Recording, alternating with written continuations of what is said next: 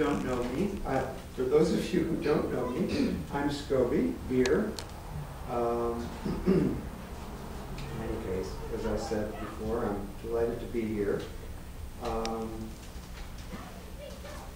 may have read in the monthly bulletin that came out some weeks ago at the beginning of the month that I was going to speak this morning on the alluring topic of social contact. Actually, I had something else in mind. A much headier and no doubt less interesting topic. And that is the social contract. Somewhere along the line, a friendly gremlin crept in and made an adjustment to drop the R. So all of you who have come with high expectations will now leave. I won't be hurt.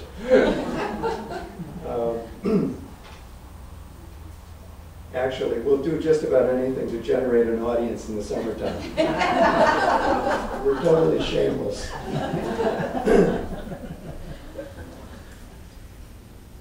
Oddly, strangely, I realized in retrospect that I was glad for the misprint.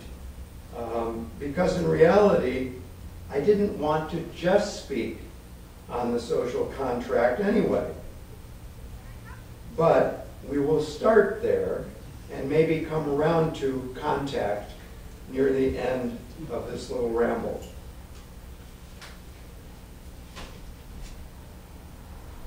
A short digression.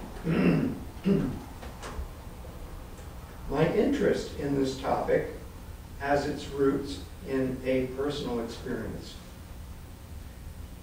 In my family, perhaps as in yours, there is not unanimity of political persuasion.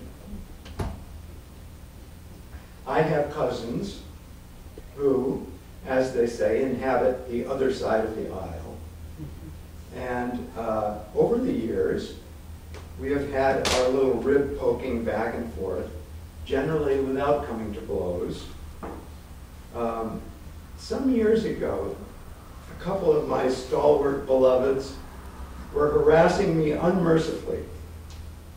I can't remember the exact subject of their ire at that moment.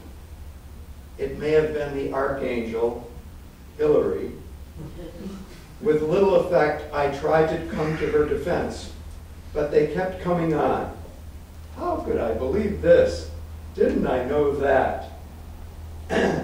Anyway, at some point, feeling backed in a corner and determined to defend myself, if not Hillary, I said, somewhat to my surprise, "Oh, you guys, you just don't believe in the social contract." There was silence. The social contract. Furrowed brows. There, I told them. But after my self-satisfaction faded, in a moment of honesty, I realized I probably didn't have any more idea about what the social contract was than they did. So, in part, my determination to acquaint myself with the contract derives from this moment of honest self-reflection. So the social contract, what is it? Well, having researched the bastions of historical authenticity, like Wikipedia, let me enlighten you. The contract, basically, is an evolving idea or theory about what gives legitimacy to the existence of a government. or a sovereign. Social contract theory had its heyday in the 17th and 18th centuries. It was very much influenced, it very much influenced the thinking of our own founding fathers, perhaps especially Thomas Jefferson. And it continues to influence political theory today. Three thinkers who wrote extensively on the contract, contributing their own analysis, were Thomas Hobbes, John Locke, and Jean-Jacques Rousseau. And the context out of which they wrote was the turmoil of wars and revolutions in Europe when the divine right of kings was being challenged by their subjects. The questions in the air at that time, and perhaps to this day, who would have power? How could the individual have both freedom and security or protection in the face of either anarchy or tyranny?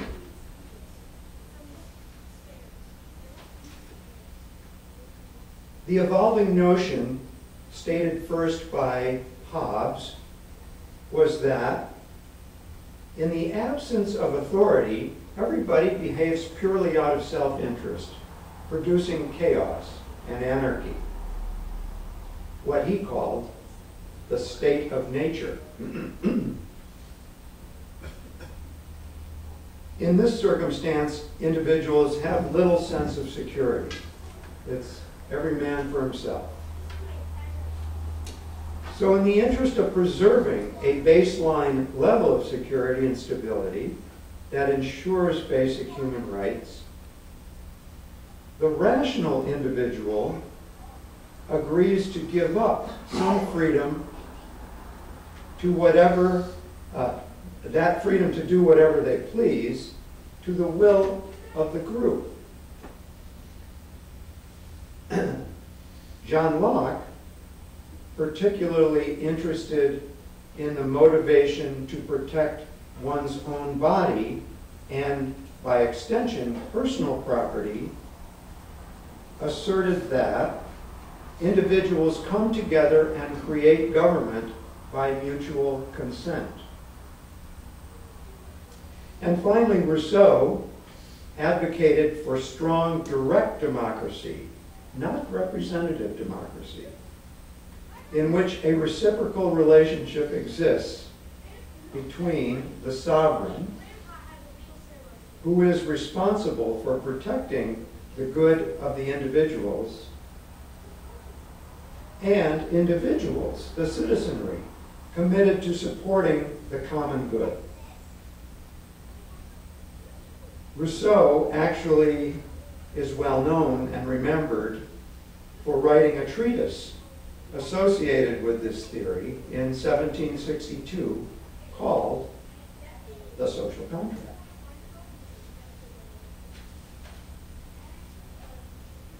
So to review, the social contract is about an exchange, a power exchange.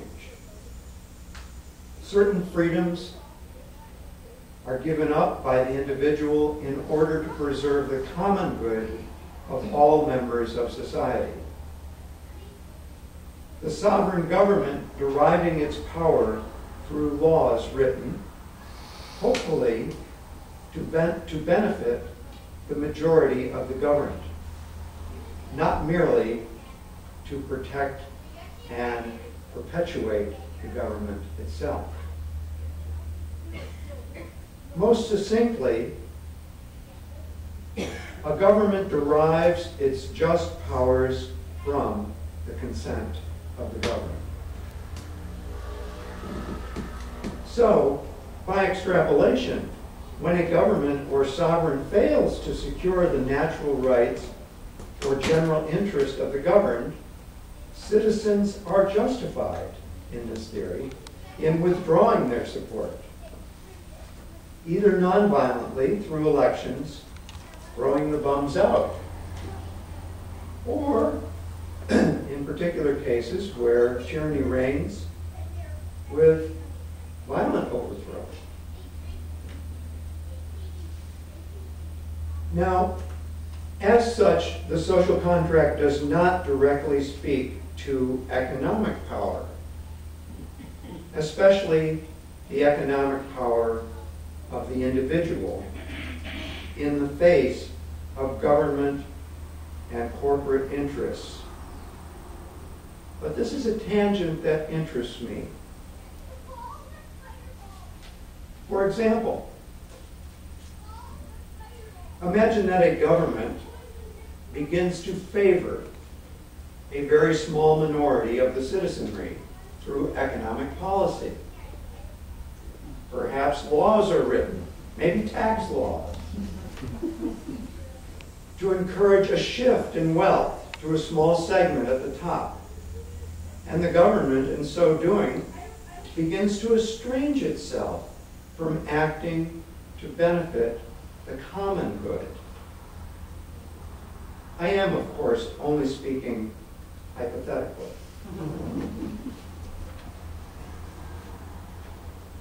I need to digress again. A year ago, I happened to listen to a radio program that really grabbed my attention. The program happened to be a weekly broadcast that's called Against the Grain, and it's on Pacifica Radio. I was in California at the time, and it was on KPFA, which is a Pacifica station. The moderator was interviewing two British researchers by the name of Richard Wilkinson and Kate Pickett. They had been studying perhaps 20 or more different so-called developed nations, all democratic governments, I believe. And they had written a book called The Spirit Level, which sums up their findings. And their findings were striking. They had looked at health and social problems in all these countries and attempted to correlate or compare that social health of these individual countries with the levels of income disparity within those countries. In particular, they looked at those in the top fifth and those in the bottom fifth of income within the population of those countries.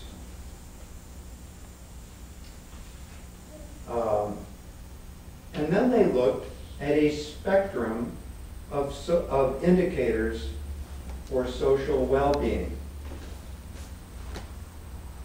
and compared this to the ratio of income disparity. Some of the multiple indicators that they looked at were life expectancy, levels of violence, health, particular health markers like obesity, teen pregnancy, child health and well-being, mental illness.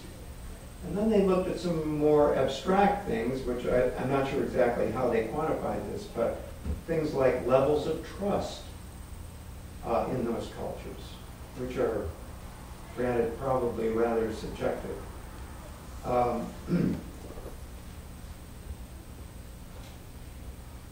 Just to step back a moment, those countries with the most income parity, the least disparity, the top fifth of the population was making maybe 3 or 4 times the income of the bottom fifth. And these predictably included some of the Scandinavian countries, and Japan, interestingly.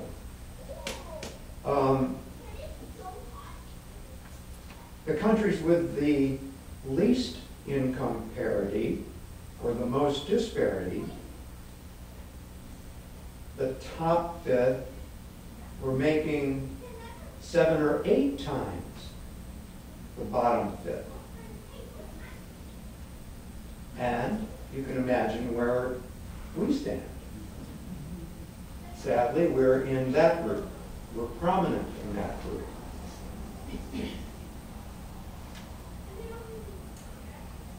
The stunning finding was that in countries with the most parity, least disparity, all of those indicators were more positive. And in those countries with the least parity, all of those indicators were more negative.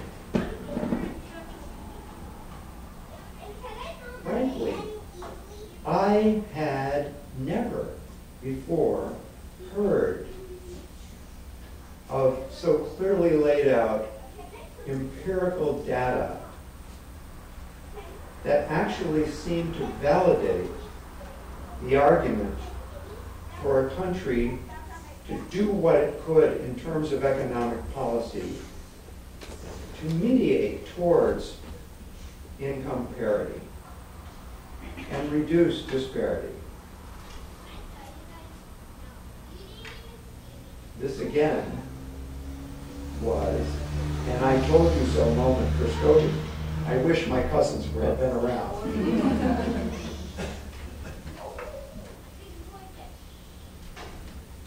Again, I wish to emphasize, I don't know that this study directly validates traditional social contract theory.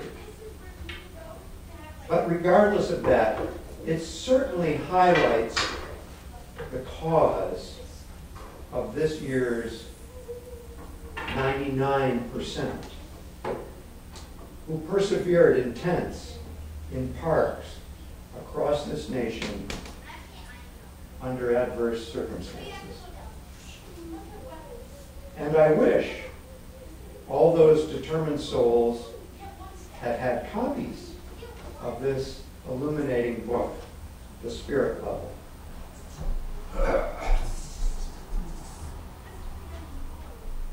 Finally, another digression. Maybe that's what my sermon is about, digression. While I personally like to think of myself as in support of social justice, including economic justice, it does concern me that my own bottom line, deepest motivations may occasionally be tainted. Perhaps they are not very altruistic at all.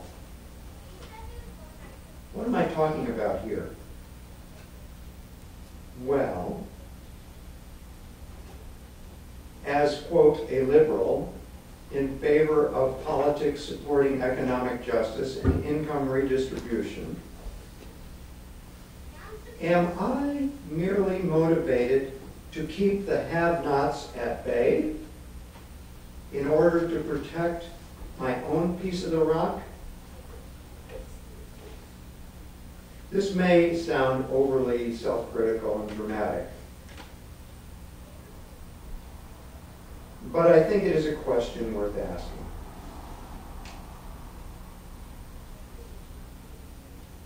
As a young college student, I remember when my college girlfriend at the time first played an album of Phil Oakes songs for me. I couldn't help laughing at the pointed satire in his lyrics.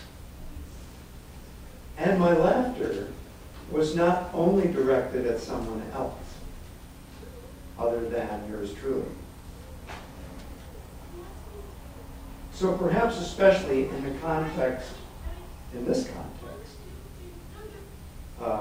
of spiritual awareness, as it were, or cultivating spiritual awareness. And assessing the health of my own spirit, if not all the developed nations of the world, it does seem relevant to look a little deeper. What's really driving me? What's really driving all of us? Do our apparent acts of generosity merely come from self-interest? Or do they derive from genuine empathy for others? In this case, empathy for those who have a smaller piece of pie. No doubt, it's a mixture. And I don't want to wax too self-righteous here, but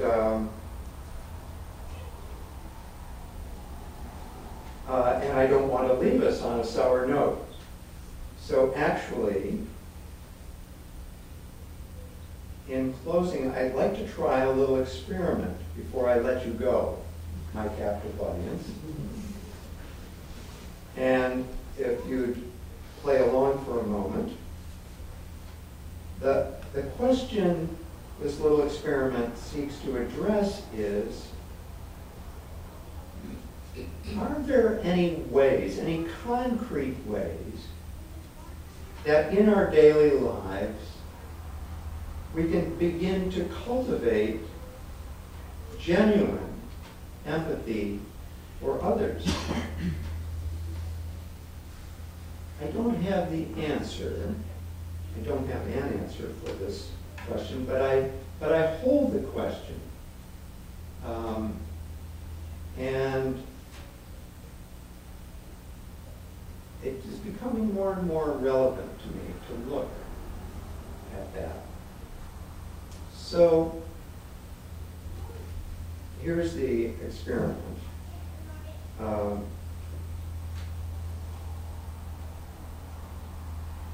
As some of you know, I also participate in one of our sitting groups, doing meditation Tuesday nights. And occasionally we do what we call walking meditation, which is to cultivate mindfulness of our physical body moving through space. Just another version of strengthening or cultivating awareness. And so what I'd like to do this morning, for those who are willing, maybe some of you would like to stand and the rest of you can remain in your seats. Feel as you're walking, the feeling of pressure, as your feet contact the floor, the motion of your leg moving through space, any thoughts that come and go in your mind as you're walking. We're just strengthening that awareness, that facility of being aware of what you're doing and what's going on. For the rest of you, you can do the same sitting. So just be aware of your body sitting in the chair, of pressure under your behind, of your feet on the floor, any physical sensations in the body, pain or otherwise, painful or otherwise, and any thoughts, again, that are passed through your mind. So, we'll begin just by walking slowly, and you can follow me. At some point, I'll warn you, I'm going to stop a couple times. So, be aware that that's going to happen. Okay, let's pause again. Now I'm going to ask you to assume another posture and another passing thought. This time, I'd like your shoulders to roll out, your hands to open outward, and I'd like you to open up to maybe connecting to others in the room, experiencing yourself now in community, and maybe even project notions of your needs being involved with others' needs too. Maybe there's somebody across the room who you don't know personally, but you can project out your own concerns to that person. So in a sense, we're letting ourselves be more permeable to the lives and needs of others around us. And I want you to, we'll finish off this loop by having that posture and notion in mind. This is it's amazing to me how a lot of the ways we experience our life in the world are, this ebb and flow, this flux of when we're caught and meshed in our own little personal drama and find ourselves very focused on our own agenda of our needs. And then there are moments when that suddenly, for unknown reasons, just falls away. And maybe we suddenly are wrapped by an experience of others around us. And in my own experience, there's actually a sense of relief in that other way of being, of relating to others. And how easily it's influenced by simple things like even posture. So maybe in the next week or so, you can play with that a little bit as you're walking into Wegmans or wherever, and you have your own little list of things to do. Maybe you just put the list in your pocket for a moment and open yourself to the experience of others around you, and see if even a fairly innocuous experiment like that influences your sense of empathy for others. I plant that seed. Join us for worship service every Sunday at 10 a.m. at the Unitarian Universalist Church of Canandaigua, a welcoming congregation. The church is located at 3024 Cooley Road, 4 miles west of Main Street, Canandaigua, just north of the intersection with Routes 5 and 20. Call for information or directions 585-396-1370. Your comments about this program or questions about the church are welcome at 585-396-1370. To view the latest issue of our newsletter, The Chalice, look at our website, www.uucc.us. Producer and editor, Daniel Brigham.